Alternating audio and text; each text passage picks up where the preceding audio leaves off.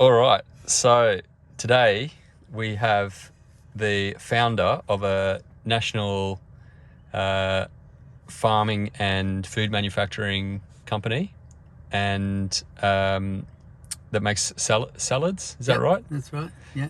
And also a member of the Farmers for Climate Action group, Anthony Houston.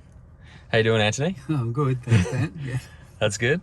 Thanks very much for coming for a drive today. We're actually on the farm at the moment, and we're going to go for a drive. We're down in Tassie. We're going to go for a nice drive around the area, and yeah, we're going to talk about farming and your life and how you got into the climate movement, I guess, and kind of the journey that you've been on. Yeah.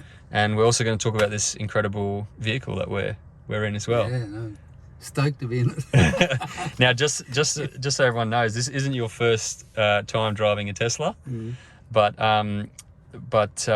yeah, I think you are a big fan of Tesla as well, from what I hear. Look, I've driven up to Alice Springs, from Melbourne to Alice Springs, and also from Hobart up to Queensland and back. So it done a bit, but nothing in. It wasn't as fast as this. Okay, nice.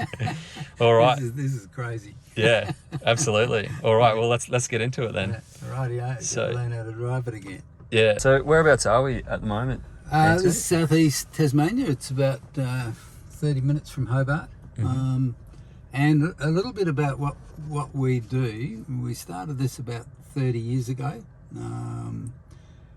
We used to be chook farmers. I'll come back to that some other time. But with this, we started growing icebergs first, and then we started growing the fancy. This is 30 years ago. Started growing the fancy lettuce, and then it was about 25 years ago we started mixing the lettuce leaves with spinach and rocket and herbs, and so we make the mixed salads and the spinach and rocket, and that, we started just in Tassie.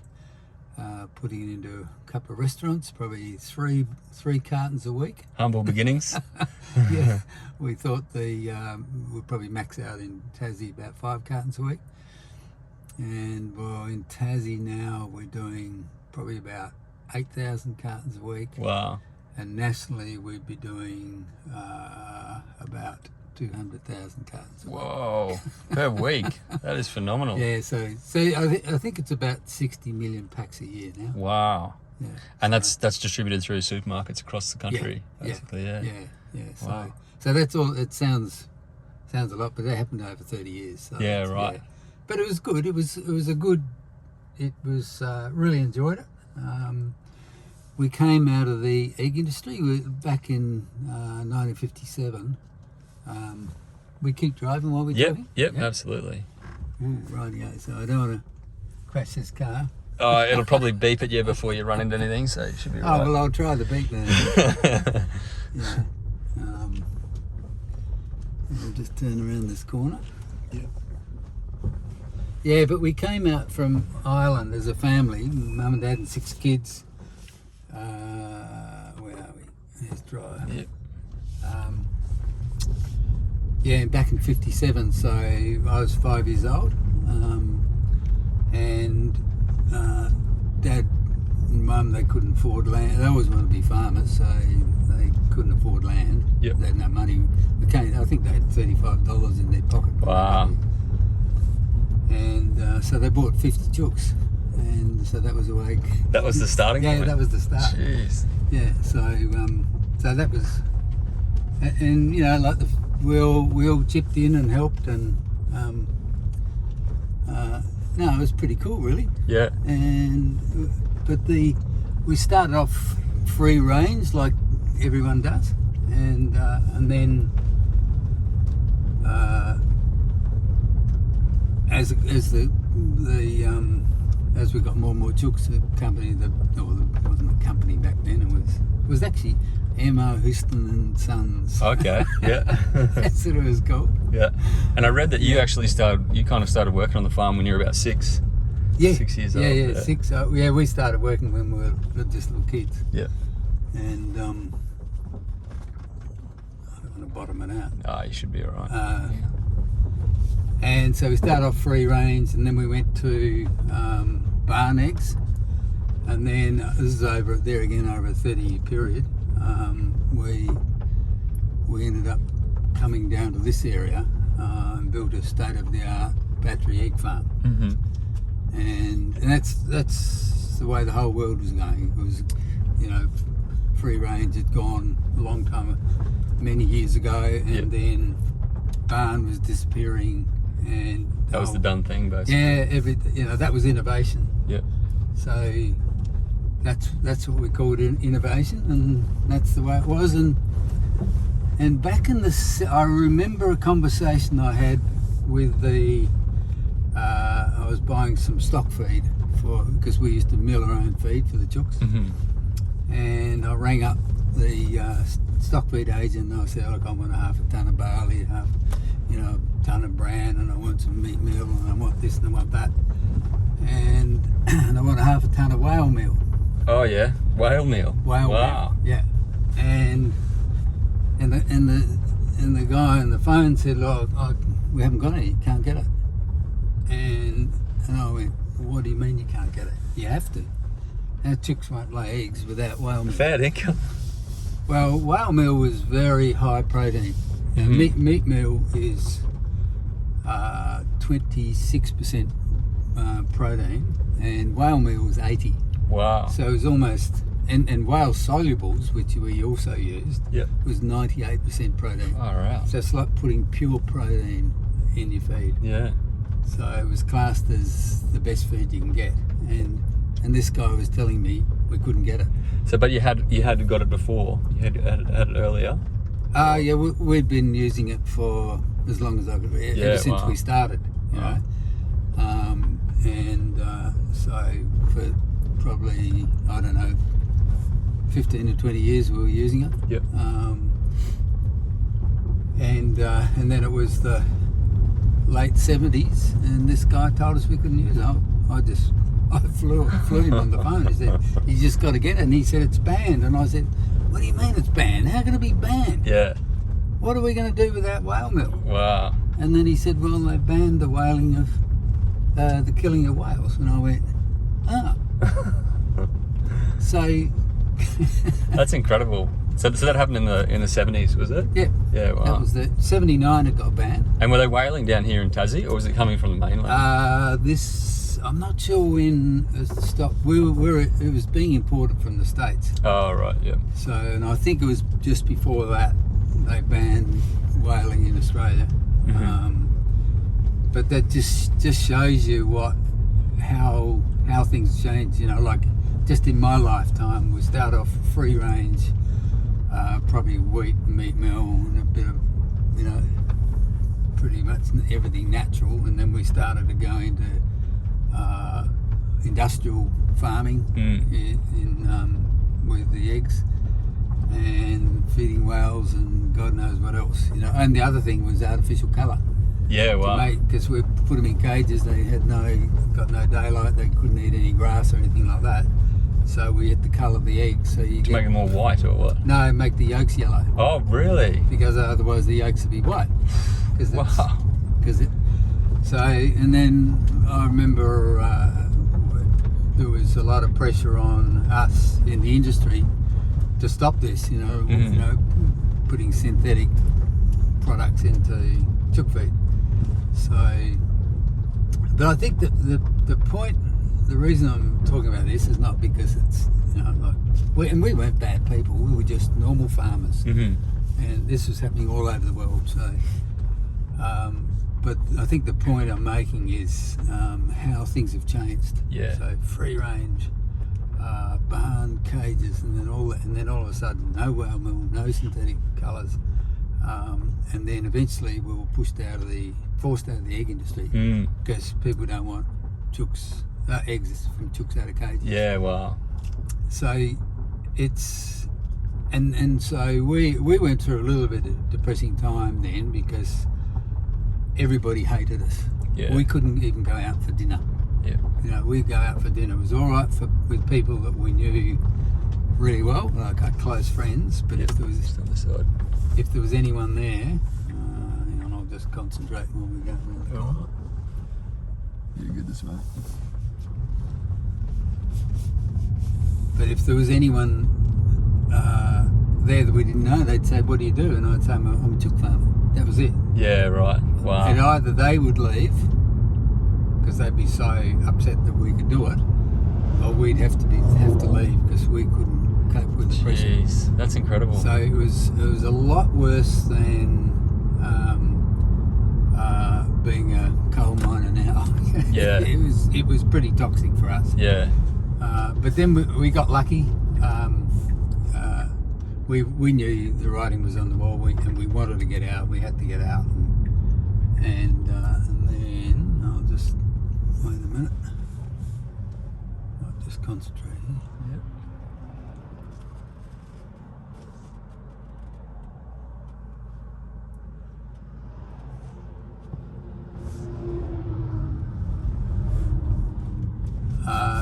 And we had the state government put an irrigation scheme in up the valley, and the pipeline came straight through our farm so we had, all of a sudden we had water. We had chook farm, we had a little bit of land but not much, and but put water onto a little bit of land, you can do a lot with it. Yeah. And we had an old friend, his name is Dennis, and he'd always said we should grow lettuce, because one day you won't be producing eggs. You need to be looking for something else. And we always said we couldn't because we didn't have the water. And well, now we did. So I gave Dennis a ring. I called him and said, "Look, we've got the water. The state government put those on. Mm-hmm. Can you come down and show us how to grow it?" Yeah. So he came down the next day, and we fenced off a little patch, tiny little patch, and put a few lettuce in and watched them grow. And off that tiny little patch, we cut 6 boxes of lettuce, and we took them into Woolies, and the buyer said, "I told you I wasn't interested. What are you here for?" I've got 30 growers, why would I want 31? And he said, "They're all bloody useless." Mm-hmm. And so he's really rude, and then at the last minute he said, "Give us a look." So we pulled one lettuce out, and he looked at it, and then he pulled the rest out of the box, and he said, "You got any more of these?" And we said, "We got 5 more in the back of the ute." Nice. And that's how we started. Wow. And so it was amazing, like for us, being depressed and in an industry that was toxic, absolutely toxic, and with the eggs, and then all of a sudden there's this buyer in Woolworths said, "If you can grow lettuce like that, I'll take everything you can produce." Wow. There you go. So you got a new start, basically. Yeah. So we went. We nearly went broke doing it, but we sort of didn't care. We always said we'd rather go broke growing lettuce than make money producing eggs. Yeah. So we just loved it, and so then it just grew with with Woolies the whole way through, really. Yep. So they've been fantastic, and so now like this is 30 years later, we've got this massive business. Yeah. There you go. That's incredible. Yeah. And it's often these transitions. It must be extremely tough at the time, and there's a lot of adversity there, but that adversity often drives people to innovate and to try new things and whatnot. And I guess going through that process as well probably strengthened your resolve as well. And it also we've become very, very innovative. Mm-hmm. Because going from just being a straight grower of icebergs, we started producing salads. We got chefs involved, we got Woolworths involved, and just making the products better and better all the time. And every time you make them better, the sales go up. Yeah. So you're always looking for new ways of doing things and new products. So that's why I say, like now, we're not just vegetable producers. We're actually food processors as well, Mm-hmm. because we buy. We we've got processing facilities in other states, and we buy off a lot of farms over there. Yep. And to supply those facilities, for, we've got one in Brisbane, say, so we buy off all the Queensland farmers and put it through there for the Queensland market. Yep. So there's quite a lot of innovation involved in the business over the years. There has, and so when you turn it, I suppose it was about 3 years ago, I stepped back from the operations of the company, and I guess I had time to reflect on what has happened in my lifetime, and I was pretty shocked. First learned about carbon dioxide that might be bad for the atmosphere probably about 15, 17 years ago, and that was on a trip to the UK. And the farmers over there were talking about it, and I didn't know. I knew carbon dioxide was in the air. I had no idea it was doing any damage at all. And then I came home and we got some engineers and started talking about what carbon dioxide does. So I learned a bit about it, but really didn't do anything. So we did a carbon footprint study on the company and worked out the transport, because we were transporting all over Australia from Tassie, and that was 64% of our footprint. So just from freight?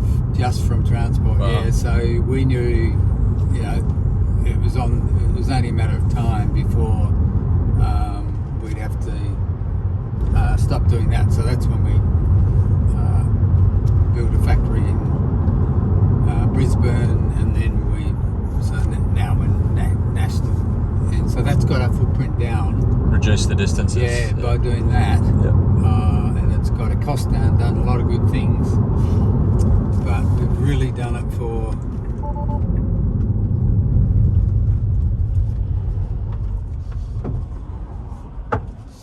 When are we going to try this car out? I had a hunch that's what you wanted to do. This is a little spot down here. All right. You want to do it here, or not right just here, down but just down the road a bit? Yeah, All right. Let's putt down there and make sure there's no one coming. Yeah, that's right. Just That's indicate on the right, side. pulled over. I could see your brain ticking a bit.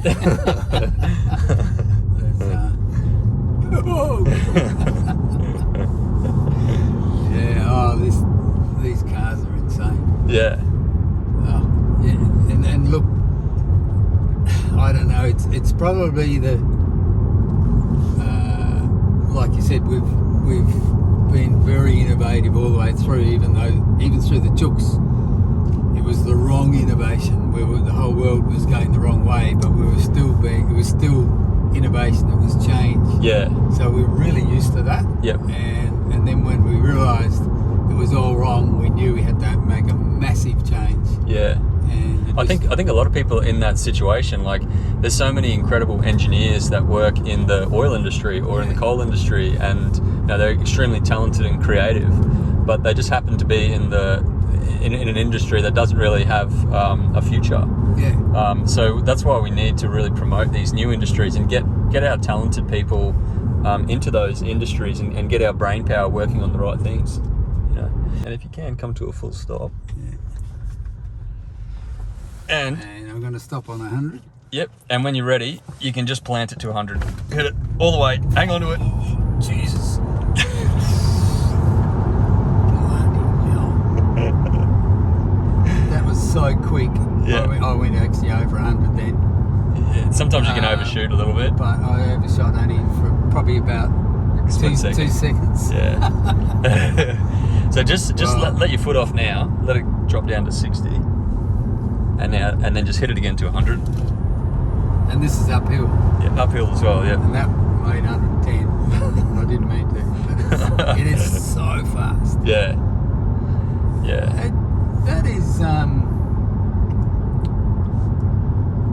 well, you can only say it's insane. It is absolutely insane. And, it's fast, but also it's efficient. Like the electric motors in this car, electric motors in general, they have an efficiency rate of, over 95%, whereas internal combustion engine vehicles, run at about 30, max out at about 30%. And so this has got 2 motors. this is a dual motor, yeah. So front and back. Yep, Yeah. front and rear motor. Because what amazes me is the traction. Yeah, I mean, I hit 100 in 3 point something seconds. well the specs are, the official specs 3.3 Yeah. seconds. So, but that doesn't skid. Didn't skid once. Yeah. It just went straight line. That's the bit I don't get. If we used to have old cars in the old days, I had mates that hotted up cars, and we just burn rubber. We're just leaving rubber on the road. Whereas this doesn't seem to do that. So that's the bit I don't understand with the engineering. How does it not skid? Yeah, so basically electric motors are a lot more precise or responsive. So you can accelerate or decelerate an electric vehicle with much more precision than if you're going through internal combustion and then through a differential, the power is actually coming from compressing gas, right?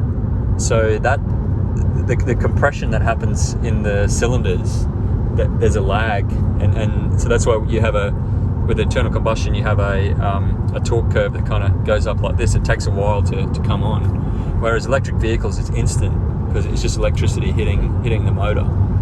So there's that, and then there's also the fact that this car has a very low center of gravity because the battery pack is below our feet, and that keeps the distribution quite even across the wheels. Yeah. And no braking. Yeah, so if you take your foot off the accelerator, you'll see that green line there. That's regen braking. So that's actually turning the electric motor into a generator. You can do that as much as you like today. Yeah. So that's actually capturing that energy and putting it back into the battery. So with internal combustion, you spend all this energy getting up to speed, and then you have to hit the brakes, and you're wasting all that energy by slowing down. Whereas with electric motors, you recapture that. Yeah. Well, my wife's just got a little Hyundai. It's electric, and it's like this, but nowhere near as sophisticated as this. There's no comparison. Yeah. But it still is it's the same. It's got regenerative braking, and the fact is that you're not using, especially in Tassie, because we're 100% renewable electricity in Tassie. So our car is we've got solar on the roof, and we only ever charge the battery up on solar. Oh, so you're fully independent, energy independence. And except for winter time, it's harder because if we're driving a lot, you can't do it. Yeah. And it's too cloudy or raining. Yep. But most of the time, probably 75% of the time, it's straight out of the solar. Yeah. And the rest is straight out of a renewable. There you go. You know who's not very happy about that? The oil industry. Because if you're charging your vehicle off your own energy, you don't need to stop at the petrol station and spend $50 a pop when you're filling up your car. Yeah. And that's a big reason why electric vehicles have been so slow with uptake over the last few decades, is because the oil industry has a big influence over governments around the world. And the electric vehicles are a direct threat to oil industry profits. Yeah. So they try to suppress them. But that is changing now, and we're seeing massive growth in the uptake of electric vehicles. And every new electric vehicle on the road is one less car that's buying fuel, and it's taking profits away from the oil industry. Yeah.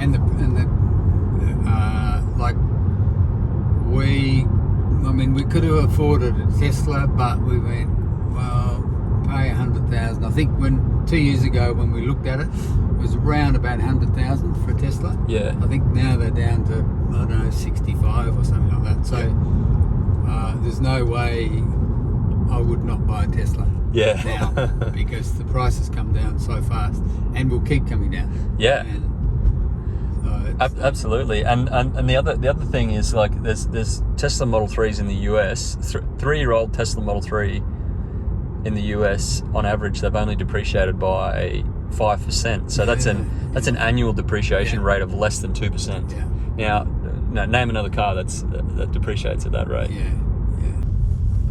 So I wanted to ask you about dig a bit deeper into the stuff that you're doing with Farmers for Climate Action, but also climate activism a bit more broadly, because you've done a few interesting things there. You're also quite a strong campaigner to end deforestation, and you're involved in a action in the Tarkine, I believe. Yeah. Well, look, deforestation in Tassie is a little bit like coal mining in Queensland. Tasmania's already 100% renewable energy, so so we're already that. But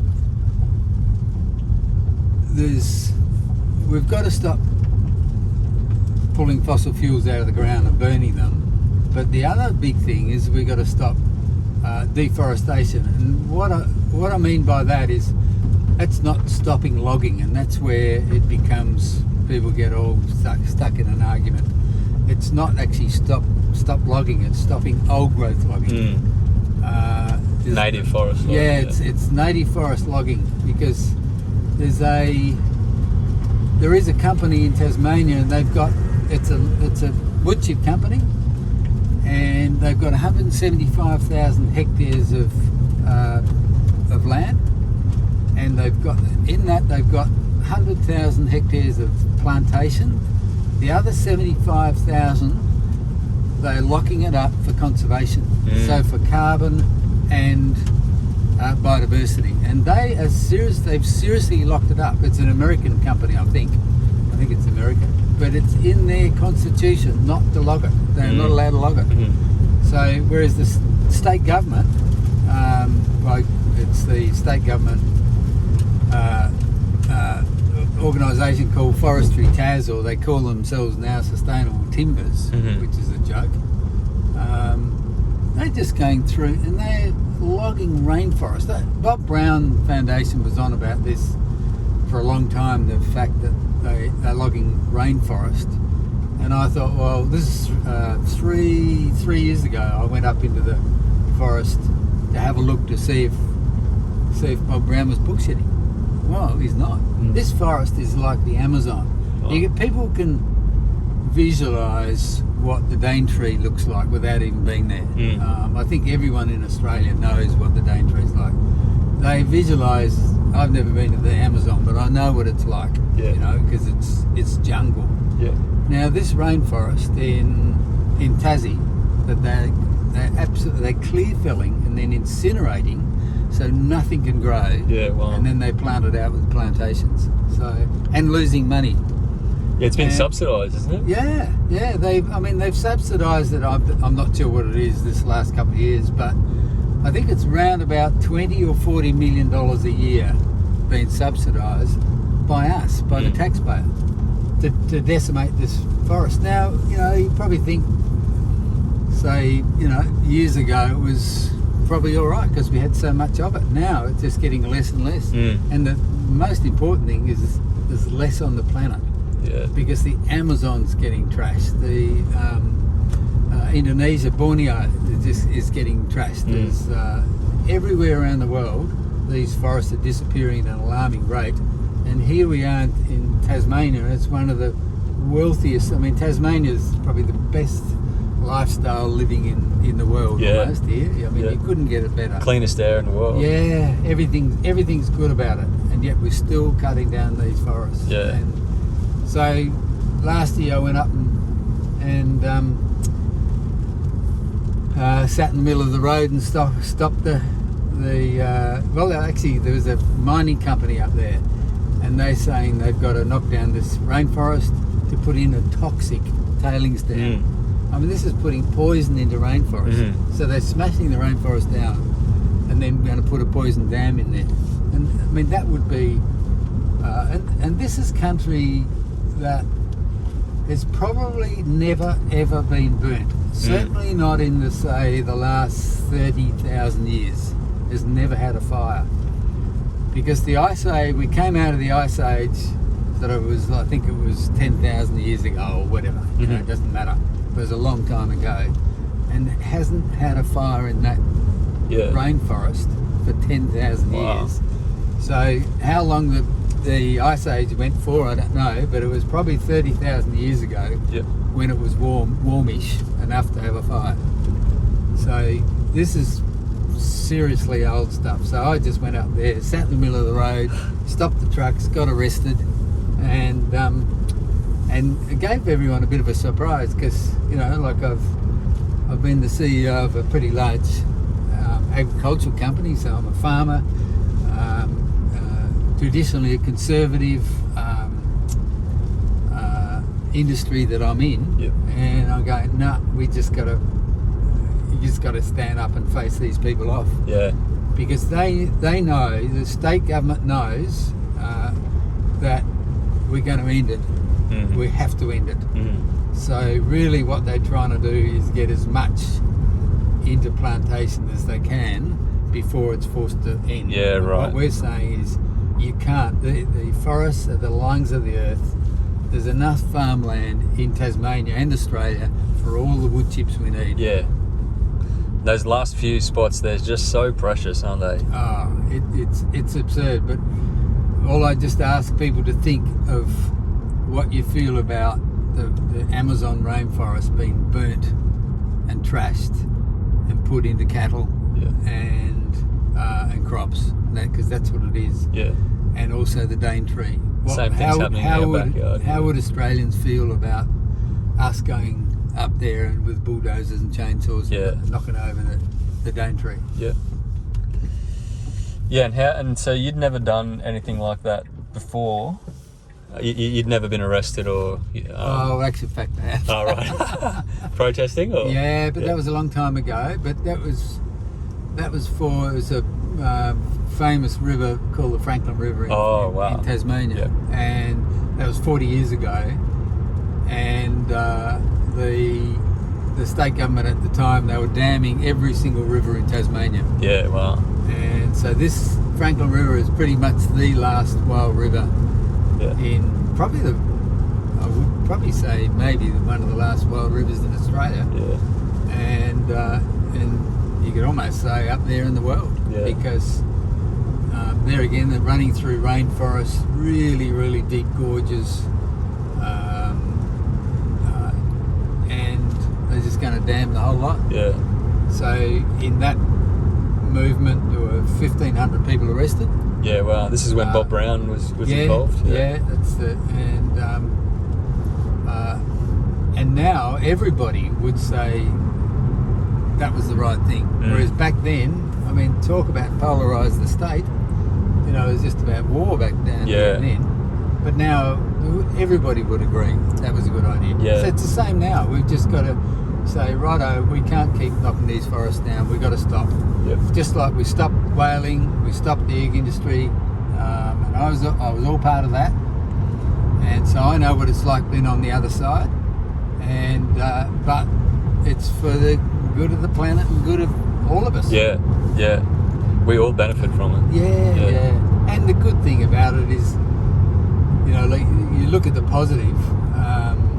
There's so many things we can do. I mean, we've been talking about it, but whether it be renewable energy, electric cars, the way we farm, it's exciting stuff. It is. Yeah. It's all there. All the technology's there. Yeah. We can start. You know, we can get to. We can decarbonise our society, and we can stop logging. We can actually start rewilding our areas as well. Like countries like Norway, they've actually started rewilding. It's obviously a slow process, but if you give it some space, nature will come back over time. Yeah. But we have to stop cutting it down first and try to reverse it. And you know, I've heard that in New Zealand they've now got the Maori parties come forward with a 1,000-year rewilding plan in New Zealand, which is now being done. So they're looking really long term and actually, you know, employing people to start rewilding New Zealand. Yeah. And there's no reason we can't do that here. Well, we've got farmland down here that's, like years ago, all the trees are cut down, and even in areas that we can't farm. Yeah. Chop down all the trees. So the areas that we can't farm, we're starting to plant, putting trees back in again. But the cost of that is enormous. Yeah. And we've got a property on the east coast, and all we did was take the sheep off 250 hectares and just leave it. Yeah. It costs nothing to do that. There you go. It only grow about 50 sheep anyway, so we just took the sheep out of that paddock, and it's all growing back. And we got to manage it. We got to manage it well. We can't just let it go. It becomes a fire hazard. So we're doing learning from the traditional owners how they used to burn. That's now a state government initiative, is to teach farmers to learn how to cool burn again. Yeah, that's amazing, isn't it? And that's what the Aboriginals have been doing for 40,000 years. So much knowledge there. Yeah. So that is so much fun, and the difference in like down here, it's costing us about $8,000 a hectare to get this so-called forest back in the southeast of our farm. Yeah. And it's going to take, I reckon it'd take 20 years to sequester enough carbon that will be equal to one tree in the Tarkine. Yeah. So, it's just madness, isn't it? And I'm out there planting these bloody trees, thinking, the bloody rabbits get in, the kangaroos get in, and you go, oh my God, this is hard. Yeah. And it's just one tree in the Tarkine. It'll take 20 years to. Amazing. So what we're doing up the east coast, that's really exciting, because we're doing it for nothing. It's no cost. All we're doing is sequestering carbon and trying to get more insects in there, more birds in there, more animals, more biodiversity. Yeah. And eventually, we're not going to get paid now, but eventually, hopefully, we'll get paid to do that. Yeah. Well, I read yesterday that you've probably heard of the carbon capture and storage, this technology, which is completely bogus. It's completely fraudulent. But basically, the government spent about $1 billion over the last 20 years on these CCS projects, and the cost per ton of sequestering carbon through CCS is around $4,300 per ton. Yeah. Right. And I think what's a ton of coal worth? Less than $100 or around that. Oh, right, you look at it like that. Yeah. I mean, like, it is absurd that the government is pursuing carbon capture and storage, this CCS technology. And it's not technology; it's spin, it's fraud. And we know that the COP26 climate meeting is in Glasgow at the moment, and Australia has a stand at the conference, and the stand is actually sponsored by Santos, which is spruiking this fraudulent technology. And the only reason the government is talking about this technology is it allows fossil fuel industry to continue to burn. There's another Tesla. Oh yeah. So we have the ultimate carbon sequestration technology. We're looking at it through the windows right now. It's everywhere around us. It's green, and we just need to stop burning fossil fuels and encourage nature to make a comeback. Yeah, no. Look, I just encourage people to, just to open.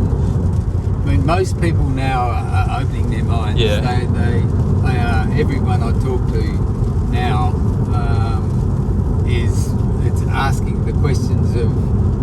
Like 3 years ago, we say, oh, well, I don't, there's be a farmer saying, oh, I don't, my granddad had a bigger drought than the last drought, that sort of answer. Whereas now there is none of that. It's all, so what do you know about carbon credits? What do you know about biodiversity credits? And it's still, all that's in its infancy. It's still got a bit to go, but it's shifting. Most farmers know that there's going to be an income stream in that area. Yeah. So they're starting to switch on. How do I plant trees?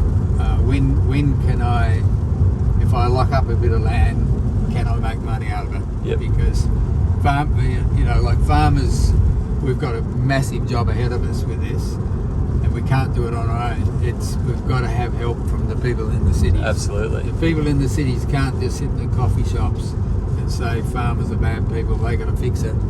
No, it's everybody's in it. Totally. And our government has the capacity to support farmers to do that. And 100 years ago, everyone was farmer. Yeah. It's only just this sitting in the city is only a pretty recent thing. Yeah, exactly. So no, it's but the good thing about it is that there's people in the city, not just farmers, are waking up too. They're going, what can we do to help? Yeah. We've got volunteers come out and help us plant trees on a farm here at Cambridge. So it's become a social event. Yeah, and they love it. They absolutely love it. Well, I drive a farm ute. It's diesel, and I hate it. Yeah. Oh, I used to love it. Drive down around an old diesel farm ute, and but now like I go to the service station, fill it up. It costs me like $90-$100. Yeah. I drive up the east coast a bit every time I drive up. I drive up there and back. Cost me $30. Yeah, wow. So it's $30 cost, plus it's pouring carbon dioxide into the atmosphere. Yeah. So it's sort of like it's not you feel like you're being dirty. Yeah. And I've slowed right down to try and save fuel. And then if we drive up in Prue's car, we can drive up and back for about $1. Wow, there you go. That is amazing. And yeah, I read a couple of weeks ago that in Norway that there was a huge amount of wind energy coming into Norway from the North Sea, and there was basically an abundance of renewable energy on the grid, and the price per kilowatt hour dropped to, it was something like 0.1, it was 0.1 cents per kilowatt hour, right? And so someone posted that they had fully charged their Tesla Model 3 for 10 cents. Yeah.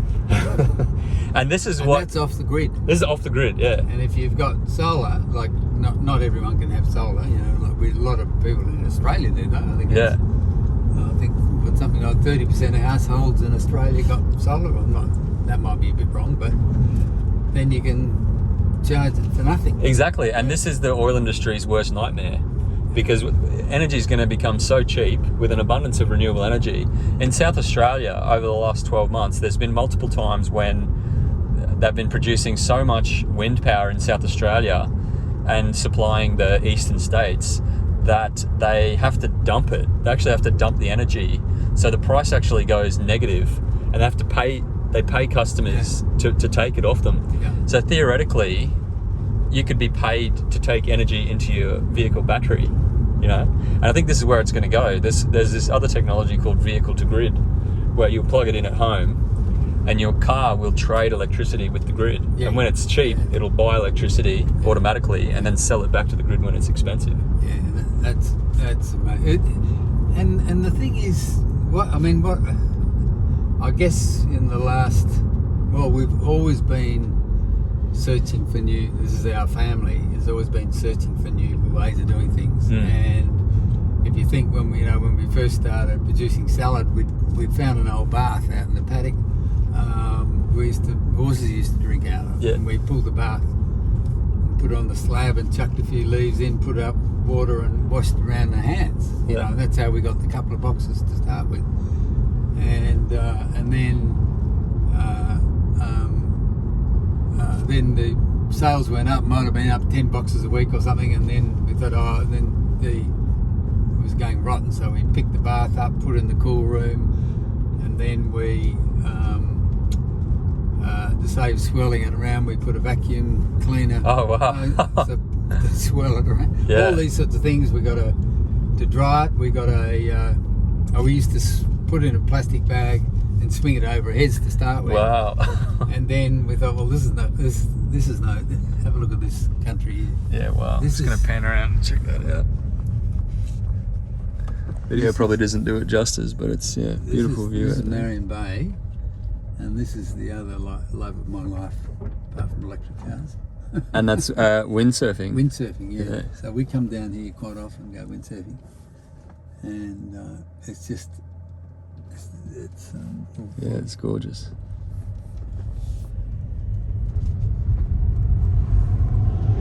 So everything we've done in our company is like you virtually wake up and go, what can we do new today? And some of the things we did was going overseas to UK and Europe and seeing what they did. Mm-hmm. So and then we went from the bath to a specialised salad washing machine, Mm-hmm. and then which was made in Melbourne, and it was pretty basic. And then later on we went to Europe and started getting European equipment because they specialised, like in a big way over there. And but we're always doing new things. And then the packing, we used to pack it all by hand. Yep. And then we bought our new first packer, and the weighheads to weigh the salad is just a bit like this car. They just unbelievable, the technology that goes into them. Yeah. And so it gets very exciting when you start looking at new technologies and computers. When we first started, we didn't have computers. Yeah. When we first started, we didn't even have calculators. Yeah, right. Wow. So we used to add up everything by hand, in our brain. And then you got state-of-the-art weighing equipment. Yeah. Wow. So and now it's sort of like into robotics and Artificial intelligence. Yeah, and that's it's sort of all pretty. It's actually pretty fascinating. Yeah. And so we're now faced with another big change, like we were in the egg industry, but that only affected one tiny little industry. The industry was just blown apart, and worldwide we had to change, and worldwide it's changed. So we don't. I mean, whales are now coming back. We don't kill them anymore. Yeah. And most farms in the Western world are all going back to free range, barn and free range. So cages are all going out, pretty much gone.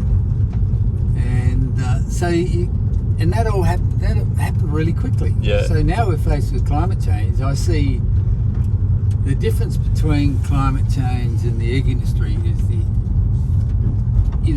if our tiny little family business went bust, who gives us stuff, to be honest? But what we're facing now, extinction. So it's not just something that can go wrong. It's like say the Germans ran over Poland and smashed the crap out of Poland. Well, that was only for a short period in history. Now Poland's back at the country, it's survived. Recovered. It's no different to the Egyptians and all those civilizations that are gone. Yep. But now we're talking about climate change is something really different because there's no way back. Once we let it go, once the climate has run rampant, that's it. Once it gets away from us. It gets away from us. Yeah. And we know, and anyone in the climate movement knows, that we're on a tipping point now that like even 3 years ago we'd say we'd say we got 11 years to fix it. So who really believed that? Well, now that the scientists know unequivocally that we've got to do this decade, and not at the end of the decade. We can't say in 't years' time we're going to start to change. Yeah. We're going to change rapidly. So that's the difference between how I see. It's like my father. He fought during the war, and he was British, and he didn't. Hitler was amassing these arms. They overtook Poland, and they still didn't believe they'd come to England. Yeah. They just no one believed it. In denial. Absolutely in denial. Yeah. My father was in denial. He thought Mussolini was a good bloke. Yeah. And so, and then he went to war and he lost a lot of friends through the war, and so that he warned me. God, when he was alive, he's been dead for a long time now, but he said, "Don't ever let that happen in your lifetime." And what we've got now, I call is it's not just a world war. It's a war against extinction altogether. Yeah. And I'm not dramatising it. Because I'm always been a very positive sort of guy. Very seldom get depressed.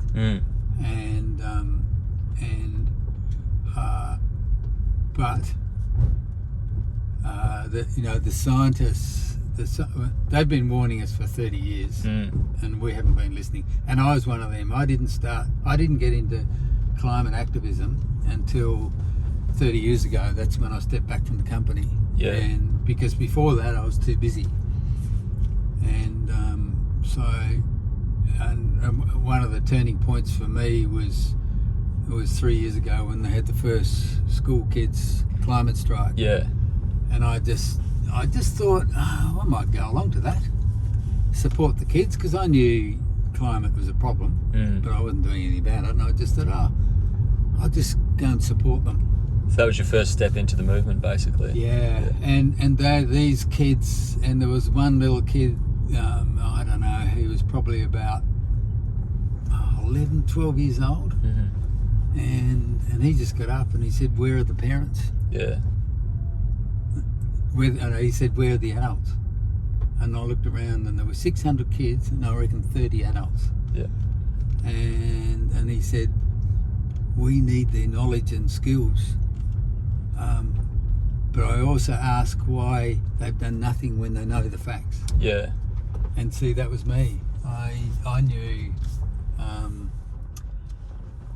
I didn't know all the facts, but I knew it was serious. Yeah. So I was first of all I was brought to tears, and I looked around and a lot of the adults were all brought to tears. Yeah. And so that changed my life, and so I looked around for a group that I thought I could join, where I could make the most impact, and stumbled across Farmers for Climate Action. Yeah. Wow. And since joining that group movement, I haven't looked back. Yeah. I've just loved it, because you're working with everyone that they care about people. Yep. They care about the planet. They care about things. Care about nature. Yep. But they also care about people. So it's not like we're just fighting for nature. We're not just fighting for nature. We're fighting for everything. For us. Yeah. Fighting for us and fighting for every bloody bird in the you see. Yeah. This magical little blue dot in the universe. We're fighting for our survival. And yeah, I think that was really well put. And I kind of had a similar entry into the movement as well. I followed climate science for 20 years. I followed the politics very closely.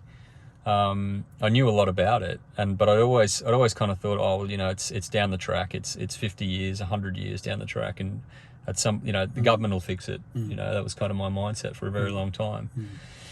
And then, similar to you, a few years ago, I was listening to a radio program, and they were interviewing 3 young climate strikers, Australian climate strikers, and they were so articulate and passionate about fighting for the cause. And I thought, well, if they can stand up and do this, then so can I.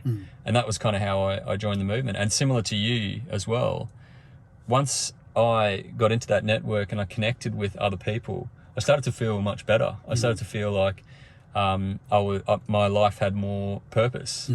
And then the network just kind of opened up. And you're absolutely right. You're meeting with people, you're organising, communicating with people who are fighting for something that's much bigger than themselves. And it's a marvelous thing to be a part of. And just going back to the war analogy as well, it's also quite powerful. And obviously war is horrible, but when countries do go to war, they are put into this crisis mode, and there is an existential threat facing the country, and everybody pulls together and focuses all their energy and all their brain power on the existential threat that's facing them. And that's what Australia did in the Second World War, and the UK, and basically almost every country around the world. And when we did that, we transformed our industries and our economies within 6 to 12 months, 2 years. We had radically transformed our manufacturing and our industry to point it at the existential threat that was facing us, and we can do that now as well. Our so-called political leaders, who are basically in the pockets of the fossil fuel industry, they try to frame action on climate change as something that's going to take 10 years, 20 years, 30 years to solve. It's complete bullshit. If we pull together and we get serious, we can decarbonize our society within a couple of years. We need to tap into that war mode, really. Yeah, and it also gets really exciting. Like Tony Barnaby Joyce said, I think the deal he made with Scott Morrison was to exempt farmers from the carbon accounting. Yeah. I mean, how far removed are those people from farming? Yeah. I mean, I don't know. I mean, there's over 6,000 farmers in this movement now, and Farmers for Climate Action, and it's growing, like you said earlier, exponentially. Yeah. Because when people are faced with a massive issue, often they turn away or huddle down, but what we and all the other, so many farmers around Australia are showing other farmers what can be done, and the opportunities, and they're immense, massive. They're just agriculture is a big emitter, with methane and carbon dioxide, whatever you like to call it. It's a big emitter, and it's a big part of the problem. But by crikey's, we can turn it around so fast. Absolutely. Because we just change our grazing techniques, and rather than losing carbon, we can actually start sequestering carbon. And there has been farmers doing this for a long time, but the rest of us, I put myself in this bracket, we just ignored them. Yeah. Oh, they're a bunch of cranks, so don't worry about them. Yeah. And but now we realise that we have to change. Yeah. Because we see a big issue. And also the other thing is not so much in Tassie, but it is affecting our farms in Tassie. Yeah. But farmers all over Australia, they're on the front line. Yeah, absolutely. Well, a mutual friend of ours, Anika, up in Broken Hill. Yeah. She's got no sheep left on her station. Yeah, She's got a sheep station out there. She's sold them. She's in the 7th year of drought. Yeah. All the native trees and shrubs and scrub is dying. Yeah. And a lot of that, she said, will never come back. Yeah. But that hasn't stopped her. She's just amazing. She's a powerhouse. And she's bought a Tesla. She has, yeah. And she shot a really nice little video of her driving around her property in Tesla in one of the most remote parts of the country. Yeah. Just to say, electric vehicles are fantastic, wherever you are. Yeah. But, you talk about the opportunities, like with farming, even with energy in regional areas, renewable energy and battery storage enables regional communities to generate their own energy and become energy independent.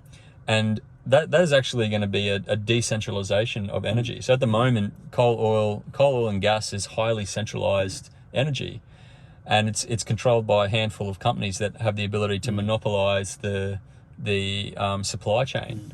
But with the decentralized energy, regional communities can generate their own energy, and decentralization of energy leads to decentralization of political power. So regional communities can actually gain more political power by generating their own energy, and that's going to have massive benefits for communities in the regions. No, it's. And I mean, another big thing that's happening, it's still in infancy, but it's moving rapidly. Like one of the big emitters in agriculture, obviously, is methane. Yeah. You can't get away from that. Methane is 80% worse than carbon dioxide. Yeah. So it's a greenhouse gas, but just up here, that's just around the other side of that bluff there. there's a little town called Tribunna, Oh, yeah. and they're producing seaweed extract. Oh, I've heard about this, yeah. And now they're feeding it to cattle and sheep. They mix it in with the... Yeah, they mix it in with the feed and it can reduce the methane over 90%. Wow. It's actually up to 98%, but I say 90%. Conservatively, yeah. Make it sound safer. But it's up to 98%. That is amazing. So that's virtually, there's no methane, and that's proven, scientifically proven. Yeah. And there's so many knockers, just like there are with electric cars and Yep.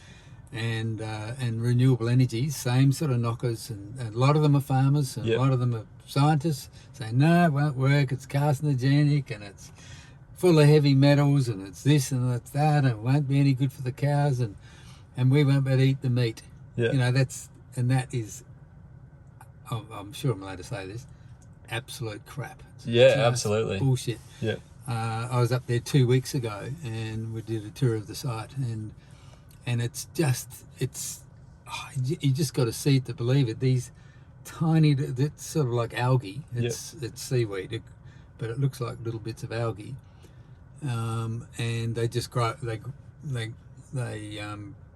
produce it in little vats, and then they take it out and put it out in the sea on rope, and they've got, at the moment they're doing, I think it's a hectare out in the bay, just up from here, not far from here. Yep. And they've got a lease for 18,000 hectares. Wow. And they're doing 1 hectare. Out of that 1 hectare, they're already feeding 3,000 animals. Wow. This is in Tassie. 3,000 animals, and and he said by January they'll be feeding 40,000. By July, 3,000 to 40,000. yeah, and by July they're 100,000. Whoa. Now, I just thought, before I quote this, I better ring him up and ask him. So I said, did I hear you right?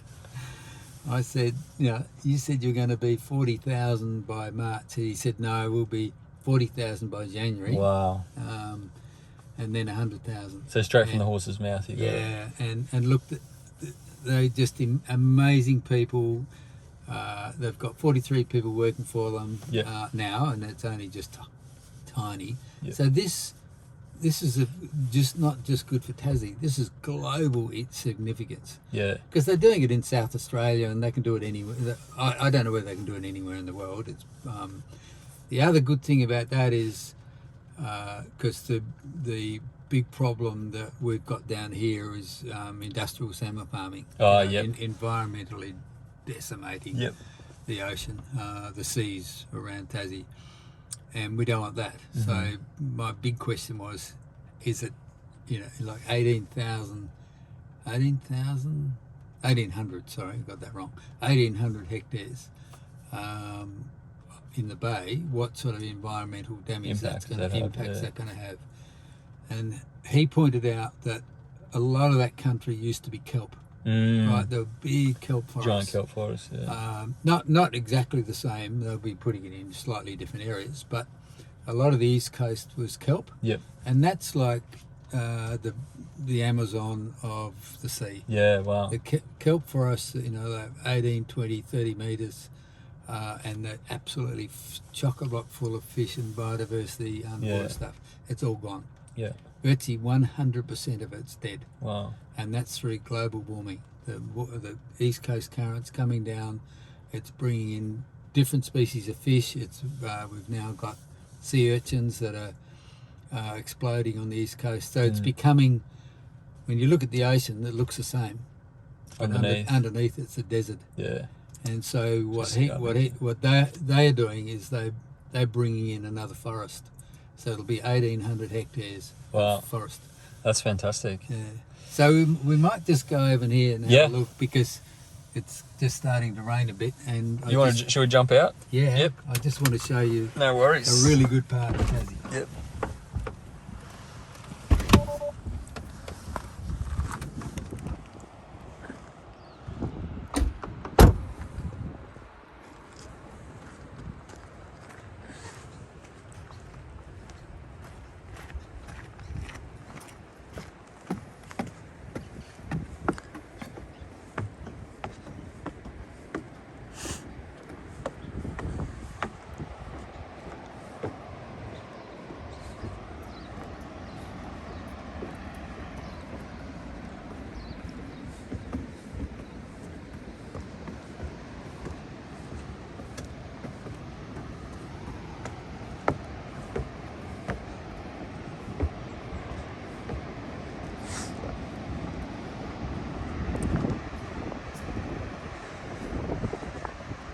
Now this is this is what I love. There's a lot of Tassie like this, but I mean over there we've got a lagoon over there that's pelicans and all sorts of seabirds. Here we windsurf here. Really good spot down there. I mean the swell at the moment is only about a metre, but we can get up to 4 metres here. Yeah, wow. That's down there, famous surfing spot. Oh, yeah. It's called Boneyard. Yeah, nice. I think a lot of young people.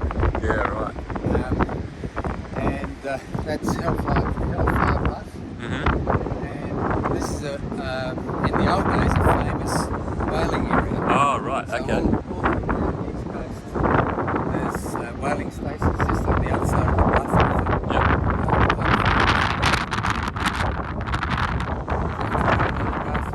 There you go. And haven't times changed? Anthony, might wrap it up there, but I just want to say it's been fantastic chatting with you today. I've learnt a hell of a lot, and I just want to say you're doing amazing stuff, and keep doing what you're doing. And yeah, thanks very much for coming for a drive today. I really appreciate it. Thanks I wish Brew didn't have the iron. I'd go and buy one of those. Oh, you probably get one soon, I reckon. So yeah. Fantastic. Thanks very much.